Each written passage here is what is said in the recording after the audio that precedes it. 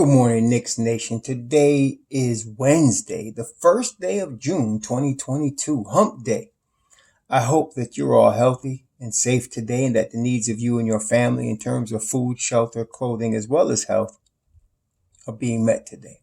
Blessings upon those that are working in the healthcare field and those that are the first responders, trying every day to save lives, and those that pick up garbage for us on streets and sidewalks and parkways and parks to keep these places clean and as disease free as possible.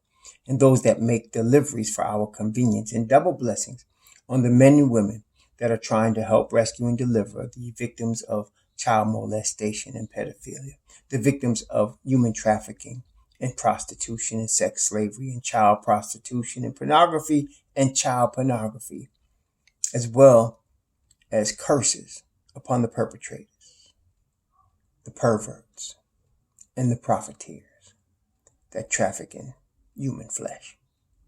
Finally, blessings upon the homeless, nearly 600,000 men, women, and children across the United States and millions around the world without roofs over their heads today, and blessings upon them, for theirs is the kingdom. Today, I'd like to discuss, as we're getting close now, it's 22 days before the draft. I want to talk about what the Knicks are going to do, in my opinion. Now, it's hard as far as the draft to see that, because one of the things that I've talked about many times is that even though many people are scouting from the rooftops, point guard, point guard, point guard, I've already mentioned, I feel like Deuce McBride is the answer at point guard. And I'd like to give him a solid, fair chance to prove that or disprove it, as it were. And I feel like this begins in the summer league. So, my opinion, we don't need to be chasing the point guard. And then we have a more than adequate backup in Emmanuel Quickley. You know, some people even feel like Emmanuel Quickley should be the starter, and I don't have a problem with that as much either. I feel like he can play that role. He's not a natural point guard, but I feel like he can play that role adequately enough. But aside from that, to me, there's no glaring need for the Knicks at any position because of the youth that we have. I mentioned yesterday's video about the Boston Celtics and how everybody, the short-sighted ones will look at Boston as it looks right now. But if you remember back in 2014 when they got Marcus Smart, and as they built it up, nobody knew they were going to put together the crew the way they put it together. And yet that's a long-term developmental building plan, which I see the Knicks in process of doing. We can see if that will continue this summer. I believe it will. That being the case, you know, at the 5 spot, we got Mitchell Robinson. We talked about how there's a high probability that he will be back with the Knicks. You got Jericho Sims behind him. At the power forward spot, you got Obi Toppin. I'm assuming they're going to trade Julius Randle, although some people are doubting that would happen. I really doubt it doesn't happen. I really would be surprised if Julius Randle was not traded at some point this summer. I expect that. So just for the continuity of the team, for the development of Obi Toppin, and just, you know, the development of the team in general. I don't think he's a good fit on the Knicks. Spacing wise, attitude wise, I just don't think he's a good fit for the Knicks for us to become the long-term sustainable winner we're looking to become. So I'm assuming, my hypothesis always assumes Julius Randle will be traded. So what will the Knicks look for? Because the point guard, I like what we have. The shooting guard, we got a Grimes right now. Really, Emmanuel Quickley is a shooting guard to me. We have Grimes, we have Quickley. There's Evan Fournier, who I don't expect him to also keep in the starting unit. And then, of course, you have RJ Barrett on the wing as well. You have Cam Reddish on the wing right now. So I can see them possibly looking on the wing if they're planning on trading Reddish. Some of you are very emotional about that, and I understand. I very much agree with the talent level of Cam Reddish. As I mentioned, his availability has been a problem from the time he got drafted. His availability has been a problem, and so if that continues, he's not going to be long for the Knicks. Or if they even believe he continues, that's not going to be long. He's not going to be long for the Knicks, and that brings me to the point today. The thing is, what are the Knicks looking for? What do they want? Okay, now there's some people I respect, content creators that I respect, have expect the Knicks to pick Jalen Duran, however you say his name, out of Memphis, or Mark Williams out of Duke. And while I don't agree with that, if they were simply going best player available or most upside, Duran would definitely fit that requirement as far as upside. As far as fit, not so much, because they do have Mitchell Robinson and Jericho Sims. Okay, so we don't need that as far as fit. You'd have a log jam at the 5. Sims probably wouldn't get any time at all. Okay, if you're expecting Mitch Robinson to leave and you want to start the timeline over again with a 5, okay, you might want to go with somebody like that. I don't think they want to do that though. So again, it comes down to, what do the Knicks want? Now, in this particular draft, we have talked about this before. I've already labeled this draft as heavy on the side of promising power forwards and promising wings. So the first 3 picks, Chet Holmgren, Jabari Smith, Paolo Banchero. Some people look at Chet Holmgren as a center. In college, he might have been. I don't see him being a center in the NBA. I see him being a power forward. And so to me, the first 3 picks are power forward. Then you have a Jaden Ivey, who's a wing, or some people look at him as a point guard. He's 6'4", 200. He could probably play either guard position. Then you have Keegan Murray. You have AJ Griffin. AJ Griffin's another wing. Shaedon Sharpe's another wing. Dyson Daniels is a point guard. You have, and then of course Benedict Mathurin. You have a number of wings. We already talked about Keegan Murray being a 4. You have Tyree Eason, who can play the wing or the 4. Jeremy Sohan. So it's pretty rich in wings type of players. 2 and 3, 2 guards, 3 threes, and 4s. It's pretty rich in those areas. So what are they looking for? If they wanted Jaden Ivey, the Sacramento Kings have the 4th pick. They would be moving up to get him if that's what they want. If they thought Jaden Ivey was the best player that they could get, and he would fill a need, and obviously is talented, they would trade up. They would look to trade with Sacramento to get him. Sacramento, honestly, has been badly managed. I've mentioned this before. How do you trade Tyrese Halliburton? I don't know, but they did. So now they have to move forward. To get another guard like a Jaden Ivey, you're just going to add another crowded backcourt now, because you have Davion Mitchell, who you just drafted. And of course, you just signed De'Aaron Fox to a max deal. So I don't know what they're going to do. But I don't see them drafting the Ivy. So that would be a target if the Knicks wanted to move up. And I'm sure the Knicks aren't the only team that will be looking at Jaden Ivey. So you have to get up to 4 to make sure you get him if you're going to get him. Okay. So in that scenario, they'd be looking to move up. If they wanted, if Shaedon Sharpe might be drafted by Sacramento as a project for the future, the Knicks can now talk to Detroit about the 5th pick. Okay. I'm not sure who Detroit would want on the Knicks. The Knicks have a number of assets they could trade. They could trade, obviously we talked about Julius Randle. They can trade Evan Fournier. They can trade, they have Alec Burks. These are very useful players with the 11th pick. And again, I was telling you, I'd like them to keep the 11th pick and move up if they were going to do that, depending on the team. I think they could do that with Portland. I'm not sure they could do that with Sacramento. So, so the idea of getting a Mathurin and a Sohan, as much as I like it, as we're getting closer, I'm realistically thinking they're probably just going to try to get one good player to add to the core that we now have, the young core that we have to develop with that core on the timeline. So they probably have to give up the 11th pick if they're going to move up to get Sacramento's pick and pick a Jaden Ivey. So that's a possibility. If they wanted Jaden Ivey, they would move up. If they wanted Benedict Mathurin, they'd have to move up to go get it. And Ivey would have to go to he'd have to go to Sacramento's pick. I don't think it's very unlikely he slips past 5, Jaden Ivey, because, and the only reason he would slip past 4 is if some team thought Shaedon Sharpe was the guy they wanted. If they wanted Shaedon Sharpe, okay, I can see him, going to 5 maybe, but that's unlikely. I see Ivey going in the top 4. And so if the Knicks wanted him, they'd have to trade up to get him.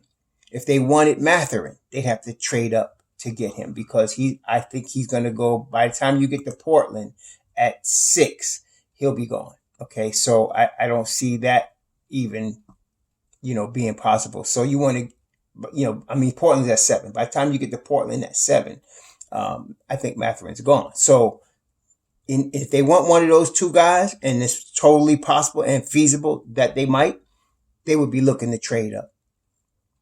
If they wanted, let's say they wanted a Jeremy Sohan or a Tari Eason, they could stay where they're at and probably get one of those two guys.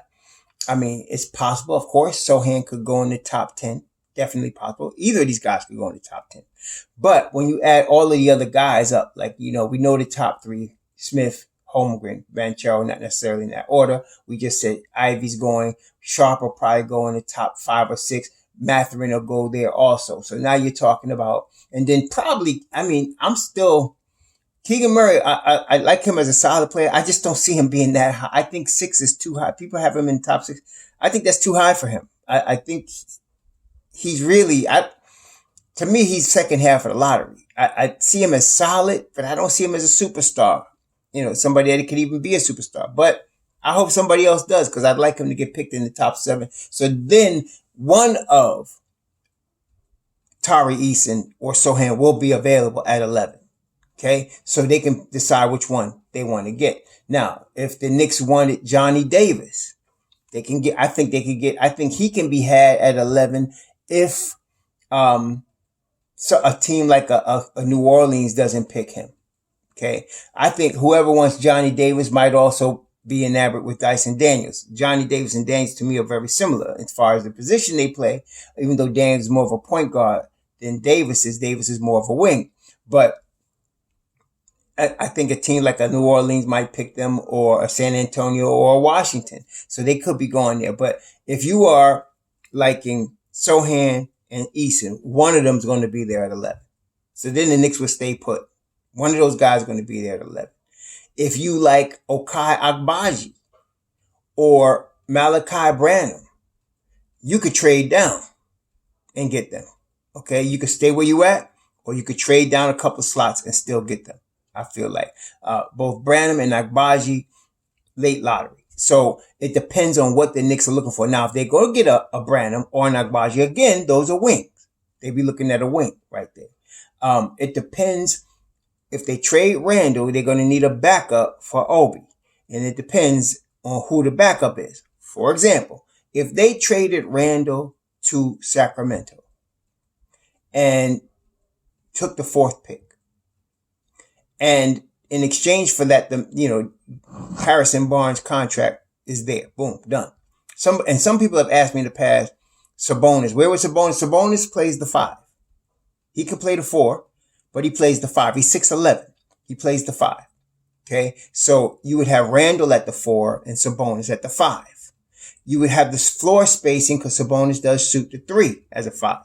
Okay. So that fits. And then you would send Harrison Barnes to the Knicks because the salaries fit. In that scenario, then you'd have Harrison Barnes, who can play a 3 or a 4, backing up Obi Toppin. Okay. That's what you would have. You would draft Jaden Ivey, and you would have Harrison Barnes backing up Obi Toppin. If they were going to stay put and they were looking at a power forward, you can get Sohan, you can get Tari Eason by staying put. You don't have to go nowhere. Stay right there. One of them will be there. If you wanted Malachi Branham or you wanted Ochai Agbaji, you could trade down. They're late lottery guys to me, both of them. Late lottery. And you can trade down. You don't have to get them. You can trade from 11, probably get an additional 2nd round pick and get one of those kids. Okay. So depending on what the Knicks want. And that's what the thing is here. As I'm looking at it, as much as I love Sohan and he's my guy, and I love, to me again, Matherin, Sohan. But if you're telling me Jaden Ivey, they can get him, I'm not going to whine about that. So I can understand. So if you can get Matherin and Sohan, that's what I wanted, because you got the backup to Obi and you got a wing that could come in behind Grimes in his first year. But realistically, one of those guys. Okay. So if they wanted really Ivy, and I can see this is a situation where the Don to me, is in his strength, is in his wheelhouse. Why do I say that? He can wheel and deal either way and take the best deal he feels is for the Knicks. So he can be calling Sacramento. He could be calling Portland about dealing for their pick. He could also at the same time be looking to trade down and talking to a Charlotte. Or Charlotte has 2 picks, 13 and 15. He could be talking to a Charlotte. He could be talking to Cleveland. He could be working with the Clippers and seeing if he wants to trade down and get Malachi Branham or Ochai Agbaji. And he in either way, see, this is how you do it. If you have no particular player that you're targeting, and at this point it's early. Now, this might change in the next 21 days, for sure. The Knicks could be enamored with a couple of guys and start bringing in guys for second and third workouts or whatever and going and traveling to them and doing all that, which they would probably keep on the DL because they don't want to give away their hand. They have been doing pretty good at that for the last few drafts, not giving away their hand. But if they wanted to keep options open, and the Don does like that, options are open. Now, last year, Grimes and Deuce weren't their number one options at those 2 positions. I felt like they really wanted Duarte and they really wanted Trey Murphy III, but those guys weren't available. And from what I heard after, they like Trey Mann as well, who ended up going to Oklahoma City. So they weren't, but because they weren't getting those guys, like I said, you have a board and you pick your guys in the order you'd want them. So let's make up a fake board for the Knicks. Let's say they had Jaden Ivey ranked number 1, Benedict Mathurin ranked number 2. Let's say they had like that. Then they had Sohan ranked number 3. Let's say they had Agbaji ranked number 4, and so on, right? So they're trying to get Ivy or Mathurin. So they're talking to Sacramento. They're talking to Portland about moving up. At the same time, they're looking and they say, okay, we like Sohan, we like Agbaji, we like Eason. So now they're talking. Now they're watching to see they notice other teams watch each other. That's why the Knicks keep stuff to the deal. Like, for example, everybody in the world knows the top 3 picks are going to be Smith, Banchero, and Holmgren. They just don't know what order. So everybody knows that. So they just they don't even deal with that. They just not, unless somebody wants them so bad they're willing to give away the farm to get them. Everybody knows the first 3 picks where they're going. Okay. But after that, teams kind of watch and know each other. And that's why everybody's hiding what they really want. Don't take too much out of an interview. The New York Post puts on front page, Johnny Davis had a good interview. That doesn't mean anything. Okay. Don't take too much out of that because they're hiding who they really want in case somebody else wants them. Then draft night, they'll start making deals. Okay. So if they wanted to stay put, they might wait there at 11 and look to see who's available between Sohan, Eason, Agbaji. Then if they see Agbaji's going to fall, now he's on the phone talking to Charlotte about making a deal to trade down. Okay. So, cause Charlotte needs a 5. They drafted 5s. Nobody worked out. Nobody's stood out to them and said, okay, this is our 5 of the future. Not yet. They've drafted 5s, but nobody has stood out. So that being the case, they might decide, well, we like Jalen Duren as our 5. We want to get him at 11 if we can. Now we could talk to them about trading down. Okay. So that's the type of stuff I can see happening, in this draft going forward. Like last year, who did Charlotte pick last year? I'm trying to see who I could have sworn they picked Kai Jones out of Texas. You ever heard from him since? He wasn't even in the rotation. Some of y'all was mad because the Knicks traded the rights to him to get Grimes. No, he's a project. And that's the thing. I mean, Kai Jones is a project. If they drafted Jalen Duren, he'd be a project. Okay. If they got Mark Williams, he probably more ready. He's probably more ready than the other 2 guys, but that's what I mean. So it depends on, like Mark Williams is 20. He'll be 21, at the draft. Depends on what they want, but Charlotte needs a 5. They want a 5, a rim running 5 that could run with LaMelo Ball and Scary Terry. They want somebody that can run. They still have Miles Bridges, but he's not a 5. he plays the 3 and the 4. He's not a 5. So they're going to have to pay him right away to keep him. But aside of that, they want a 5. So they can want to move up and make sure they get a Jalen Duren for the future. All right. Because that fits LaMelo Ball's timeline.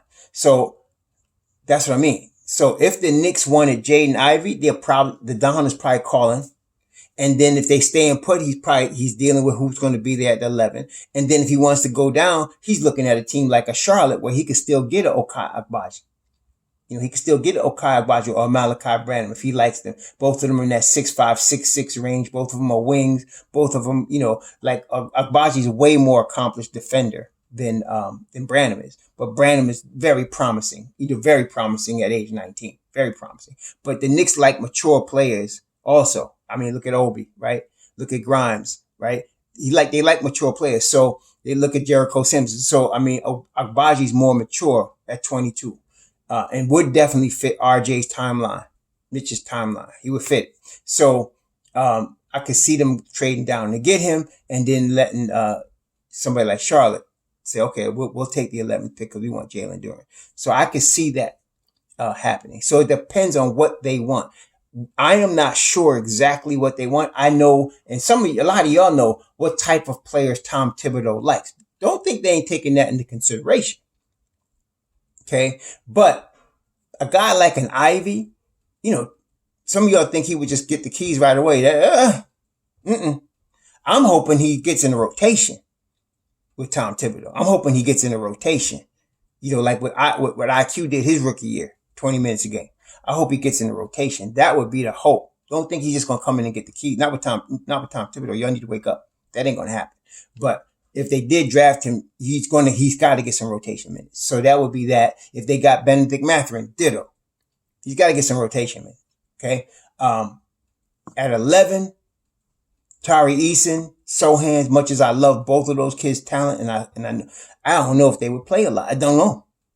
Really don't know. Okay. And then Okai Agbaji or Malachi Branham. Now, Malachi Branham, I'm going to tell you right now, he spent some time in the G League. Okay. Okai, his defense is such that he might get in the rotation. Maybe. Okay. But Johnny Davis too. Johnny Davis, I don't hate Johnny Davis. I just happen to like Agbaji better. That's all. I don't hate Johnny Davis. Johnny Davis is a hardworking kid. Johnny Davis is 20, young. Johnny Davis, I don't see a lot of upside, but you know what he can mature into, I'll be fine with that. I don't want him at 11 though. Okay. So I think we could trade down. Maybe we want to trade down. Yeah, he's in that range. 11, 12, 13. He's in that range. So maybe we get him at 11 also. So he's a possibility. Again, it depends on what they want. Okay. It depends on what they want. But I see them, and not knowing what they want, knowing what the Don does, how he does business, he's looking at all three areas. And he's going to take the best deal that this can get out of them three. Okay. He'd love to get Jaden Ivey, but if he don't like the deal, he's not going to do it. He likes Jeremy Sohan. Tom would love a Jeremy Sohan. Tom Thibodeau would love a Jeremy Sohan. No doubt about it. But if Don doesn't get the deal he wants, he's not going to do it. It's easier to trade down. It's easier to do that and make a deal. So we're going to see. This is going to be an exciting draft night because really they can go in any of those three directions. And they really look, again, some of y'all looking up no-name guys. Look at this guy in the second round. Look, man. Look, no. This is the draft. We just need one guy. The best guy that's going to fit with our timeline.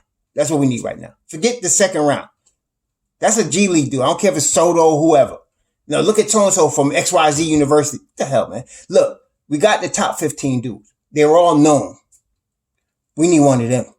And we need the best one for the Knicks. Again, you got an Ivy, you got a Mathurin, you got a Sohan, you got Tyree Eason, you got Johnny Davis, you got Malachi Branham, you got Agbaji. So those are your guys. Forget all of this. Look at this no-name dude from XYZ state that nobody knows about. Anyway, it's going to be one of these dudes. Okay? Just one.